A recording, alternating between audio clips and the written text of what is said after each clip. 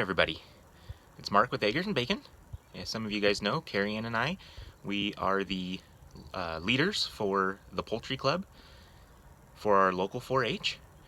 And we were approached by a man, Mr. CK Baily, and he is an aquatic education specialist for Nevada Department of Wildlife. And he goes around the classrooms teaching kids about aquatic species and stuff like that. And he wanted to come to our 4-H club and show the kids some other uses for chicken feathers. So he came in and he did a fly tying demonstration. So here's a little bit of what he did. And he tied a fly, I think it was a brown hare's ear, using some of our barred rock cockerel feathers that we saved from last year. So he was pretty excited and really loves working with kids.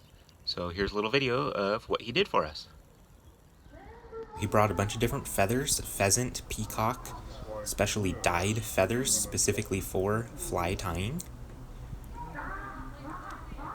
These are the tools he uses. There's different ribbons and colors of string and specialty tools, and then our feathers from our barred rock cockerel. I don't care. It's such a stressful thing. So you see this? Watch this. Okay, so this is a bobbin, and it basically allows the tire, moi, or you, to control this thread. I'm not trying to cut the thread on this razor sharp point. So, right over where the barb of the hook used to be, because I took a pair of pliers and smashed it, because you don't need a barb on a hook. The fisherman just needs to apply pressure to the fish. So if you want to let the fish go, you merely bring the fish. Bird's nest. Okay. Oh, watch this. Bird's nest. Yeah, man, look at this. Oh.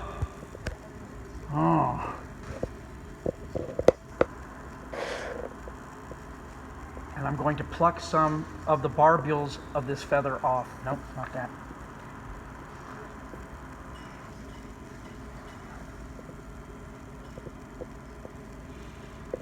See the difference also between the tail.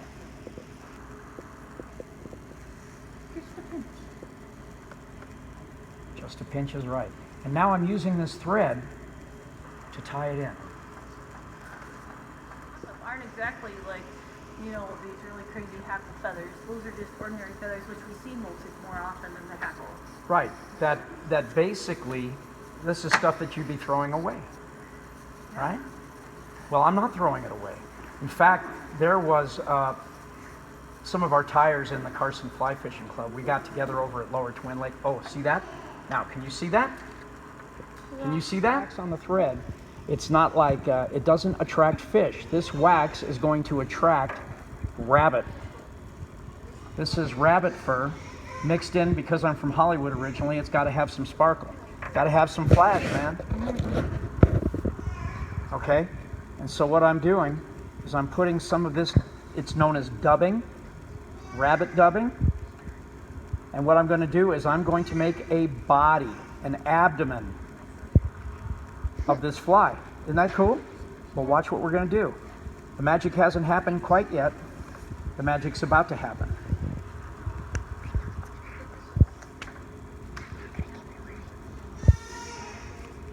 Yeah, I know, kiddo. I don't want to give it away, though. Please don't. Thanks. I appreciate that. Because that's good for everybody here. Okay, look at that, right? Now, I'm going to take what is known as a cowbird dubbing tool. Cowbird was from Reno. He used to fish the Truckee, and he was just a phenomenal fly tyer. And what I'm doing, now, if you can think of a yarn, okay, and I don't mean like a big story, but what this is this is how yarn used to be made, with cotton, fibers, or materials. That's how, like, the American flag was made, okay? Betsy Ross made her own thread, and this is the same kind of way of making thread or yarn. Now I'm wrapping this yarn to simulate an abdomen.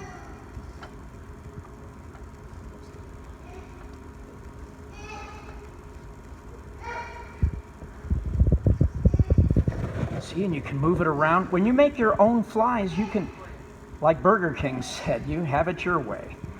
Okay? You can have it your way. So you see, I'm kind of moving the bobbin out of the road so I can get this on here. So do we have a fun project? And you can taper the body. You can make it thicker at one end, skinny at one end. And what we're doing is we're trying to simulate something that's on that piece of paper right there. And you can pass that around if you'd like. It's what is out in nature that trout eat. We're doing trout flies today. Those are bugs that are in the pond. Correct. There's bugs, Let's do something else. but there are also minnows and things like that out there. Crayfish. Crayfish is a favorite of trout. Num num. Trout will eat just about anything that'll fit into their mouths. Seriously, it's the truth. Okay, so now I've tied it. Now that I've tied it off with the bobbin, and so now what I want is to show legs. When these things hatch out, they come out wings. I'm going to cut off the excess. I am going to use what is known as a hackle plier. This thing is designed just to spin hackle. And here we go, watch. Ready? Look at that. Look at what that barred rock is doing. It's fanning out. Can you see that? Well, we're going to get more of it on there, okay? It doesn't take a lot. But, let's see. Okay, that's great, Kathy. Thank you. Now watch. I'm going to tie it off so it doesn't come undone. I'm going to snip off the excess. How much time do I have? I'm good? Okay. Tying it off. This fly is almost done. Okay? Good. And then we use we're going to tie over itself. 1, 2, 3, 4, 5. Now that knot can't come out.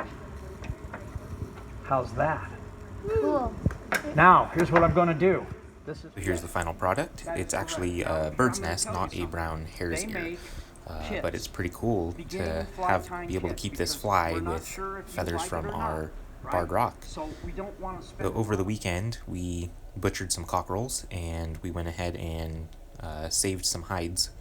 We treated them with borax and then froze them to kill any bugs, and we are going to go ahead and give these to Mr. CK. So thank you guys for watching.